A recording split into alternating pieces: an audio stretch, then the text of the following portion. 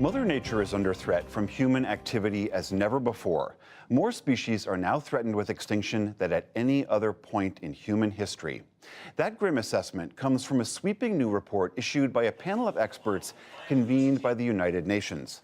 Among its findings, nearly a quarter of plant and animal species are threatened, many within decades.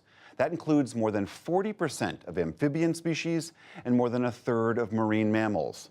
Much of this is caused by human activity, farming and fishing and mining, as well as the use of fossil fuels that contribute to pollution and climate change. It's led to forests being cut down and agricultural land being degraded, making large parts of the world less able to grow food. The report says that more than a third of fish stocks are being pulled out of the oceans at unsustainable levels. To better understand what's happening, I spoke earlier today with one of the many authors of the report.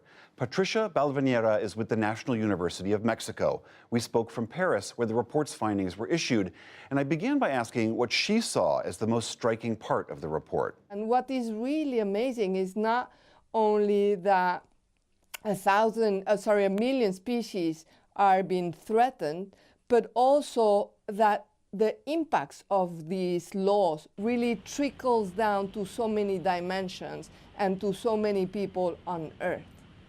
I know you've been studying this for a while, but did the severity of these results surprise you? So the reports indicates that 1 million species are being threatened. And we are talking about a wide range of species. We have known for a while that, for instance, large vertebrates, like lions and elephants have been threatened, or we all have heard about the bears. We recently have information of how insects are declining. And I remember when I was a kid, every time we had a trip in the car, the windshield was full of insects. But this is not true anymore. Why should I care about not having insects? Well, a large fraction of agricultural production depends on these tiny insects that pollinate the flowers and then that produce the fruits. So almonds, apples, an important contribution to tomatoes depend on these pollinators. And we are really not aware of how this is having a huge impact in agricultural productivity, for example. This report points the finger very directly at us, at human activity on the planet. Can you give us more detail about what it is that we're actually doing that's driving these changes? Yes, let me give you an example. One of the main drivers of change in nature is the change of how we use the land or the sea.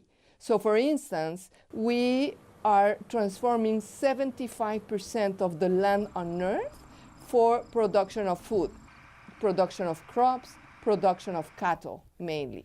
And this is 75% of the land. So what does it mean? We can produce more food. Actually, the value of crops has increased by 3 times since 1970, but what we have eroded the potential of nature to support this productivity.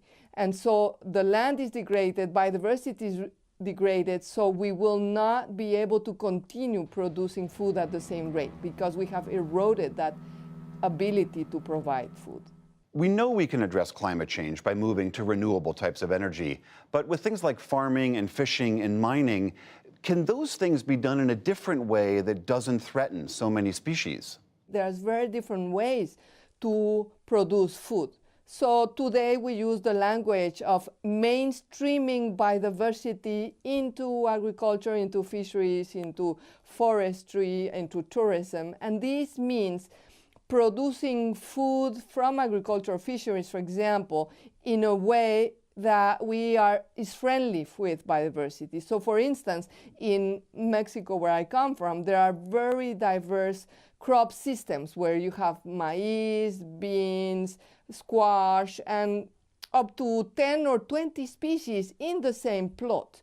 And so this produces probably a slightly lower yield, but a huge diversity of crop foods, and also in a much more secure way. Even if the climate is drier or colder, there will be many things to eat, even if at the cost of a slightly lower yield.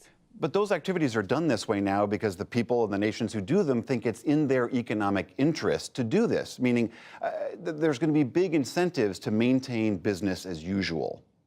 Absolutely. So what we were able to show in the report is that the global economy has grown 4 times, trade has grown 10 times, and that per capita consumption is very unequal. People in more developed countries consume up to 4 times more than people in least developed countries. So there's very strong interest against changing the way we produce, and very particularly a large fraction of agricultural production or fisheries or forestry production is in the hand of a few very large corporations. But it doesn't mean by being large, they're not interested in making change. So by talking directly to these very large corporations, it is possible to make some of these changes possible. Sir Robert Watson, who is the chairman of this panel, said, "We are eroding the very foundations of our economies, livelihoods, food security, health, and quality of life worldwide." I don't mean to sound overly dramatic about this, but he's describing this as a threat to our very way of life. Do you see it the same way? Yeah, so the most striking headline is that the life support system provided by nature that is really holding all the needs of humanity and all the organisms living in Earth is deeply threatened. So this means there's a threat to our everyday life, to our economies, to our well-being. All right, Patricia Balvanera of the National University of Mexico, thank you very much. It was my pleasure. Thank you so much to all of you.